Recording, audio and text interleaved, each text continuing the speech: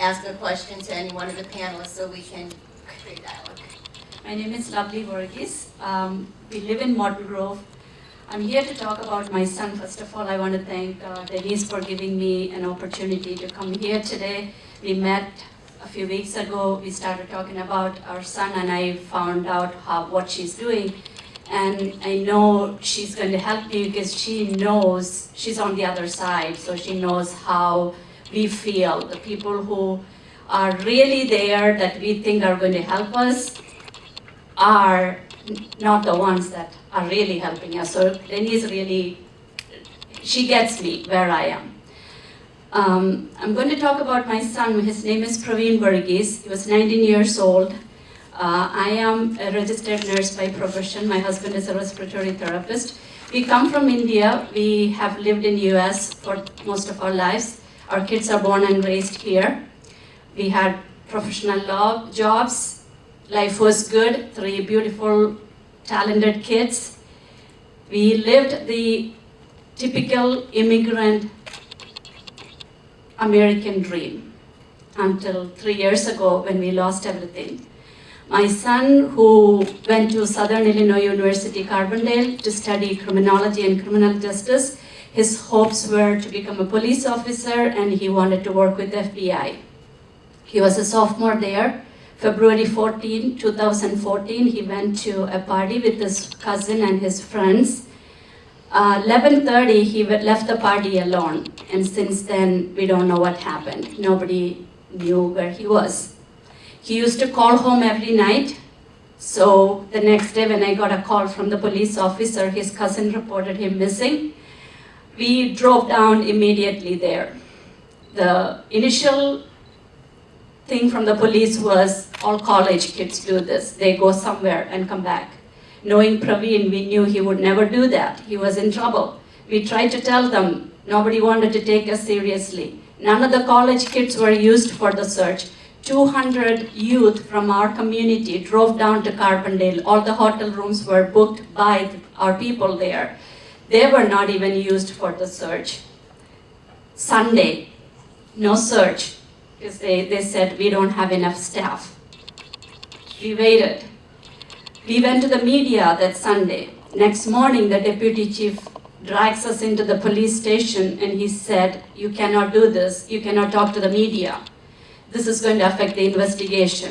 If you want to say something, talk to the college first."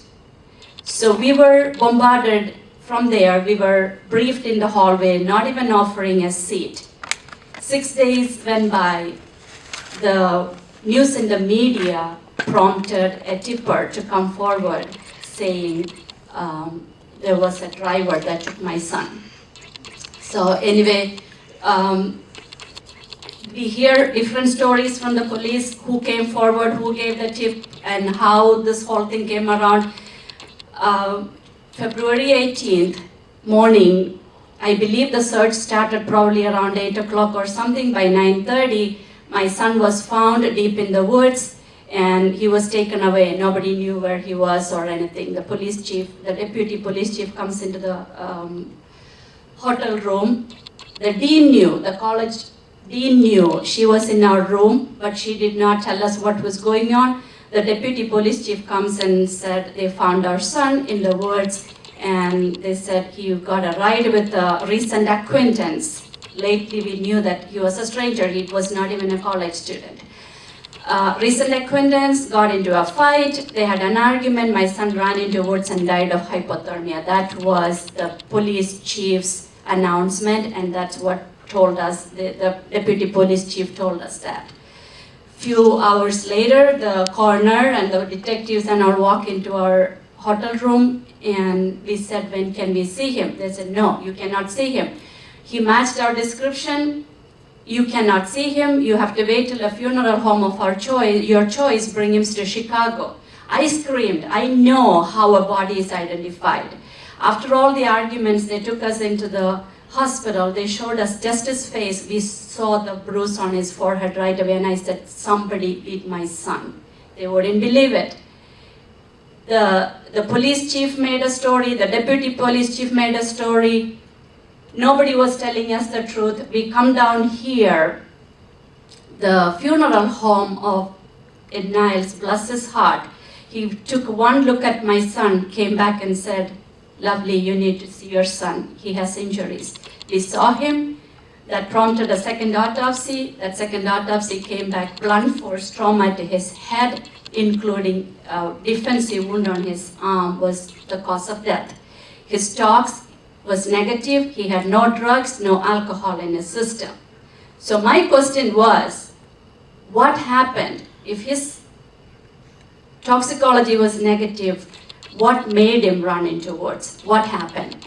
He was found with his phone. Nobody said anything. The day of his funeral, we find out from a radio host, Monica Zukas in Southern Illinois, that there was a state trooper at the scene.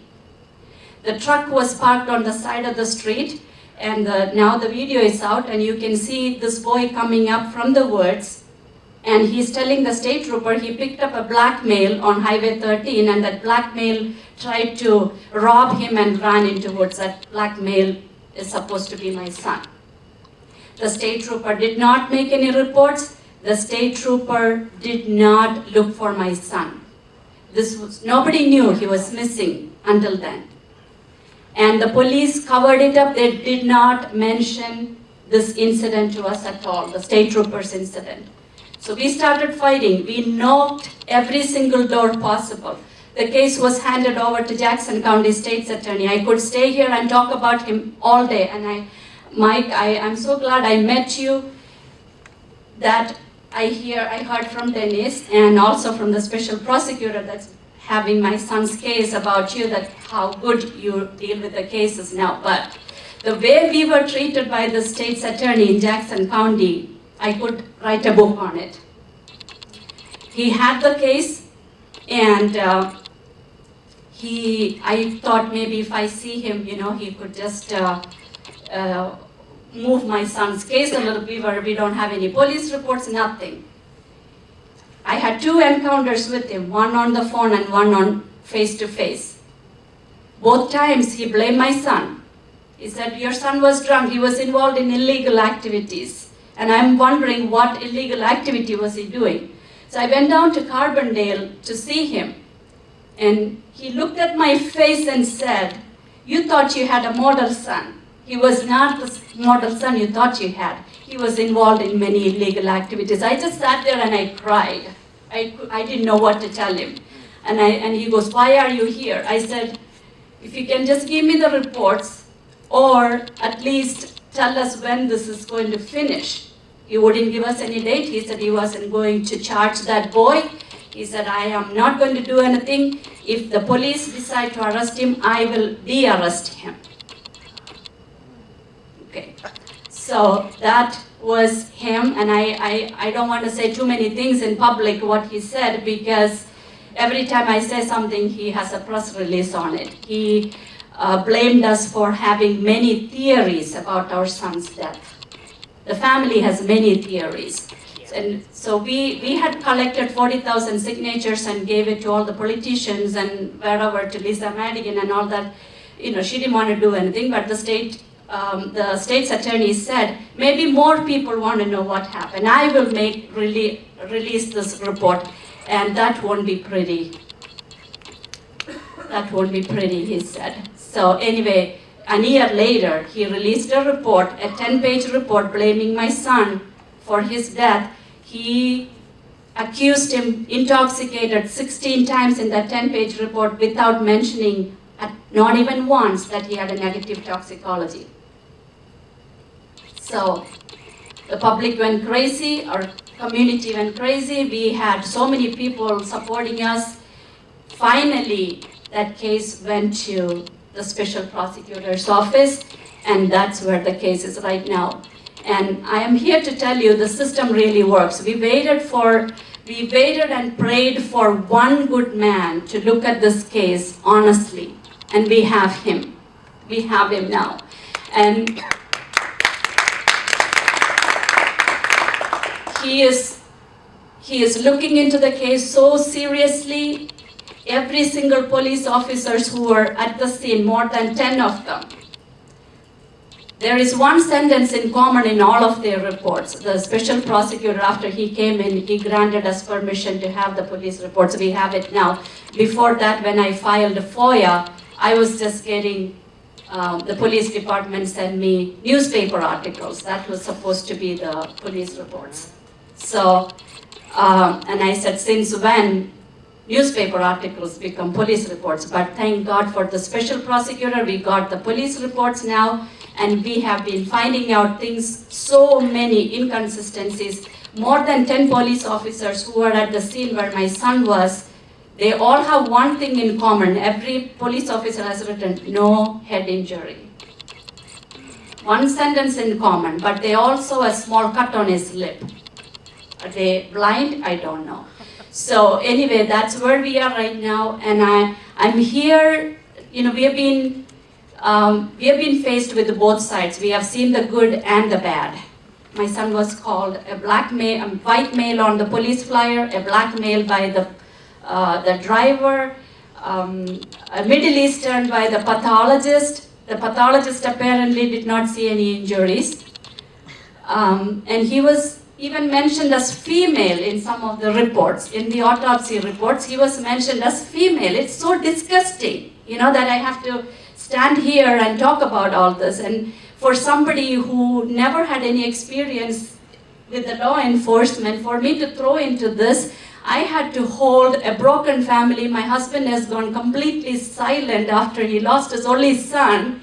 I had to hold our broken family, fight this, and grieve my only son's loss.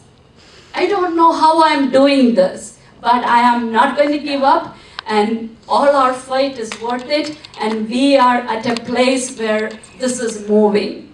This is moving, and I am so much at peace, and with the special prosecutor in the case, I am so thankful. So I want to thank Denise again for giving me an opportunity. And you said you didn't know about the victimization. I hope you understand what we went through. This happens.